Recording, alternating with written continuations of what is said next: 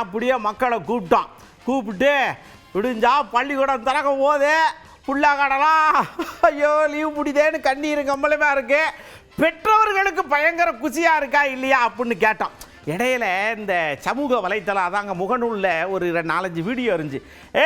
இந்த கார்த்தி படத்தில் வச்சிருக்கட்டே பள்ளிக்கூடம் திறக்க போதே அப்படிங்கிற மாதிரி நிறைய அம்மாமார் வீடியோ போடுறாங்க. சந்தோஷமாக இருப்பா இருக்கு.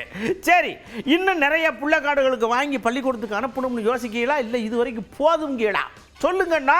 அம்மாமார்களுக்கு அவ்வளவு குசி சொல்றாங்க பதில. ஸ்கூல் லீவ் விட்டதுலேருந்து ஐஸ்கிரீம் வாங்கி கொடு, பார்க்கு கூட்டு போங்க, கோயில் கூட்டு போங்க, ஊர் உலகம் சுற்றுறது, ஃபால்ஸ் பக்கம் போகிறதுன்னு போய் அதுவே ஒரு பக்கம் ஒரு செலவு. பட் இருந்தாலும் பசங்க லீவ் விட்ட டயத்தில் நமக்கு கொஞ்சம் ஓரளவுக்கு கோஆப்ரேட் பண்ணதுனால, அதுக்குண்டான ஒரு வருமானங்கள் பண்ணதுனால நம்ம இன்னைக்கு ஸ்டேஷனரி அவங்க கேட்குற பொருள்லாம் போய் ஓரளவுக்கு வாங்கி கொடுக்குற மாதிரி இருக்குது.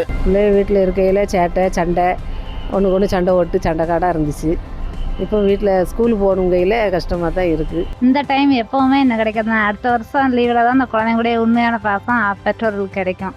சுட்டியே அடம் பண்ணாலும் வீட்டில் நாங்கள் பிள்ளைங்க கூட டைம் ஸ்பெண்ட் பண்ணோம். இப்போ ஸ்கூலுக்கு போகிறதால ஃபீலிங்காக இருந்தாலும் மிஸ்ஸுங்க கொஞ்சம் கேர் பண்ணி பார்த்துக்கணும். ஏன்னா இதுக்கு மேலே நாங்கள் எங்களோட வேலையை பார்க்க கிளம்பிடுவோம். இனிமேல் அவங்களுக்கு ஃபீஸ் கட்டணும், அவங்களுக்கு ஸ்கூல் ஐட்டம்ஸ்லாம் வாங்கணும். நோட்டு புத்தகம் வந்து ஸ்கூலில் கொடுத்துட்றாங்க. மற்ற இதர ஜாமான்கள் பேனா, பென்சில், ஜாமெட்ரி பாக்ஸு மற்ற இதெல்லாமே வெளியில் தான் நம்ம வாங்க வேண்டியிருக்கு. வெளியில் வந்து பிள்ளைகளை கூப்பிட்டு போனோம்னா எனக்கு அது வேணும் இது வேணும்னு சொல்கிறாங்க. ஜாமெட்ரி பாக்ஸ்னால் விலை கூட. புக்ஸ் எல்லாம் ஸ்கூல்லேயே கொடுத்துருவாங்க. அப்புறம் ஃபீஸ் எப்பவும் போல ஜாஸ்தியாக போயிட்டுருக்கு. அப்புறம் பேனா பென்சிலில் கொஞ்சம் ரேட் ஜாஸ்தி தான். உண்மையான ரொட்டீனே இனிமேல் தான் ஆரம்பிக்குதுன்னு நினைக்கிறோம். 2 மாசமா வந்து ரொம்ப ஃப்ரீயாக அவங்களோட டைம் கன்வீனியன்ஸ்க்கு இருந்தாங்க. ஸோ திருப்பி அவங்கள வந்து நாங்கள் அந்த டைமுக்கு அவங்கள ஸ்கூல் டைமுக்கு எழுப்பி அப்புறம் நாங்கள் குக் பண்ணுறது யூஸ்வலாக பண்ணுறது தான். பட் டைமிங்க்கு எல்லாமே நடக்கணும் இல்லையா? அவங்களுக்கு டிஃபன் பேக் பண்ண எல்லாம் கேட்டதெல்லாம் செஞ்சு கொடுக்கணும், இல்லைன்ட்டு அதுக்கு ஒரு அழுகுவாங்க. ஸோ இப்போ வந்து பிள்ளைங்களுக்கு டைமாக நம்ம ஸ்கூலுக்கு அனுப்பிட்டு நம்ம ஒர்க் என்னமோ நம்ம கரெக்டாக பார்க்கலாம். இவ்வளோ நாள் ரெஸ்ட் எடுத்தாச்சு. இப்போ நெக்ஸ்ட் வந்து இப்போ பசங்களை பார்க்குறது தான் அடுத்த வேலை. அந்த காலம் வந்து பிள்ளைகளை படிக்க வைக்கும்போது 100, 200, 500 ரூபாய்க்குள்ளே படித்த பென்சிலு, நோட்டு எல்லாமே வாங்கணும்.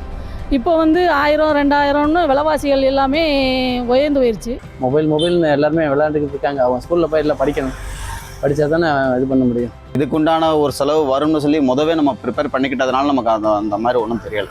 அதனால் ஸ்கூல் திறக்கிறது பெற்றோராக இருக்கிறவங்களுக்கு ரொம்ப மகிழ்ச்சி தான்.